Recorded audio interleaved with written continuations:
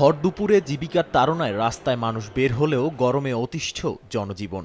তীব্র গরম থেকে বাঁচতে কেউ দাঁড়িয়ে আছেন রাস্তার ধারে থাকা কুলিং সেন্টারে, কেউ কেউ হাঁটছেন ছাতা মাথায় নিয়ে। স্থানীয় সময় শনিবার ইউরোপের অন্যতম দেশ স্পেনের মাদ্রিদ শহরে ৩৮ ডিগ্রি সেলসিয়াস তাপমাত্রা এভাবেই তীব্র গরমে হাঁসফাঁস করছিল বাসিন্দারা।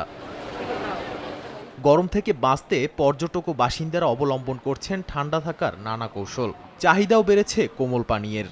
এদিনকে বছরের সবচেয়ে উষ্ণতম দিন হিসেবে আখ্যা দিয়েছে দেশটির আবহাওয়া বিভাগ। এছাড়া তারা আগামী কয়েকদিনের জন্য জারি করেছে হিট অ্যালার্ট। বিশেষ করে স্পেনের উত্তর পূর্ব অঞ্চলে সতর্কতা দেয়া হয়।